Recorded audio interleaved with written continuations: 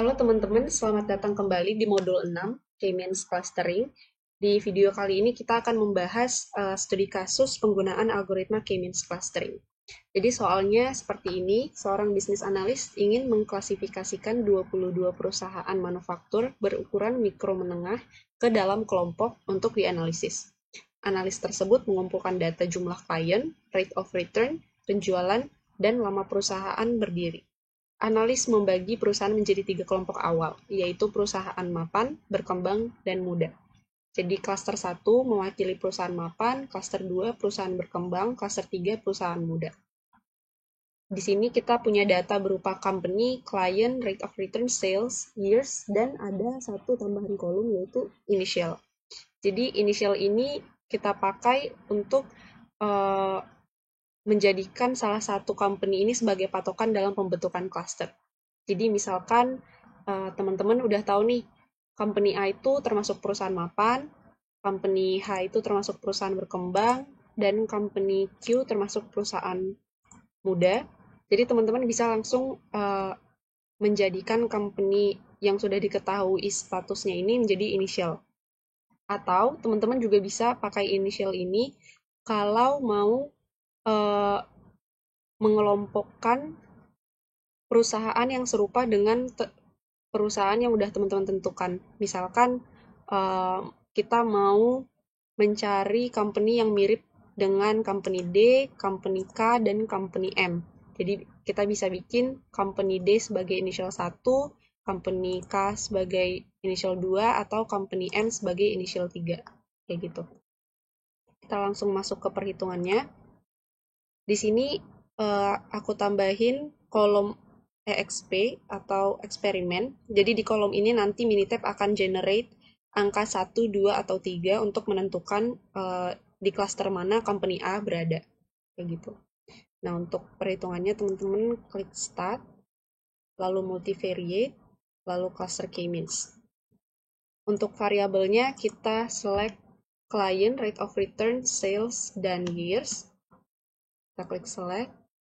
Lalu di bagian specify partition by, kita klik initial partition column. Jadi ini bisa langsung kita masukin jumlah cluster yang diinginkan, tapi bisa juga pakai initial partition column.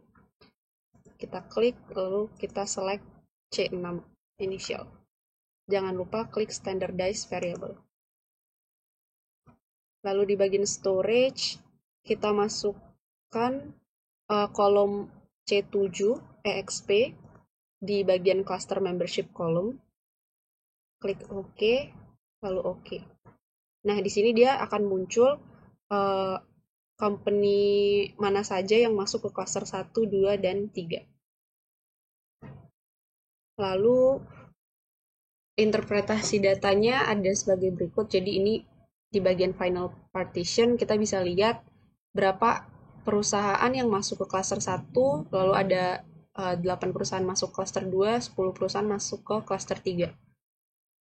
Nah, within cluster, sum of square ini adalah jumlah total sum of square jarak antara titik poin di dalam satu cluster ke centroid cluster tersebut. Jadi intra-cluster, bukan antar cluster. Lalu ada jarak rata-rata di setiap jarak rata-rata titik data di setiap cluster ke centroidnya, dan ada jarak maksimum titik data ke centroid di dalam sebuah cluster. Lalu di bagian cluster centroid ini kita bisa melihat gambaran variabel dari masing-masing cluster. Kayak ini, cluster 1 kan tadi menggambarkan perusahaan mapan, jadi kita bisa lihat koefisien client, rate of return, sales dari cluster 1 itu jauh lebih tinggi daripada cluster 2 dan cluster 3. Itu menunjukkan memvalidasi bahwa cluster 1 ini merupakan anggota perusahaan mapan, kayak gitu.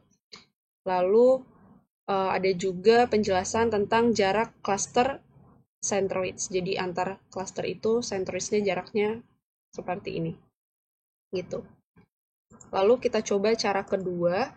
Ini kita tambahin kolom baru. Yang tadi kita ganti jadi eksperimen 1. Kita tambahin kolom baru eksperimen 2.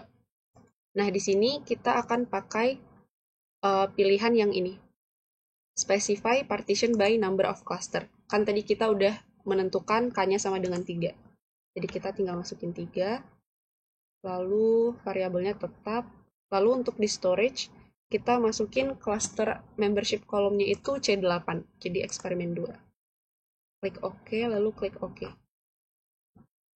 Nah, dari sini kita bisa lihat ternyata ada perubahan jumlah observasi dari setiap cluster. Ini percobaan pertama yang tadi, lalu yang di bawah ini percobaan kedua.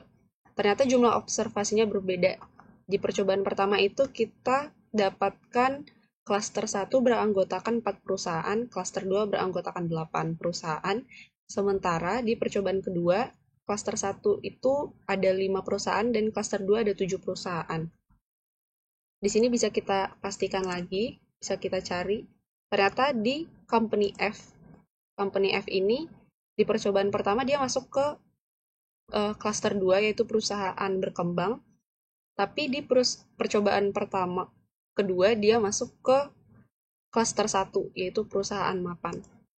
Nah, untuk menentukan mana di antara eksperimen ini yang benar, kita bisa lihat dari nilai within cluster sum of squares-nya. Jadi kita masuk ke sini. Nah, dari eksperimen pertama itu kita dapatkan within cluster sum of square-nya segini. Hasil eksperimen kedua segini. Lalu within cluster sum of square-nya kita totalkan untuk eksperimen 1 dan eksperimen 2. Lalu kita lihat mana yang sum of square distance-nya itu paling kecil. Ternyata yang lebih kecil itu di eksperimen kedua. Jadi yang kita gunakan adalah hasil dari eksperimen kedua, yaitu company F ini masuk ke cluster 1, yaitu perusahaan mapan.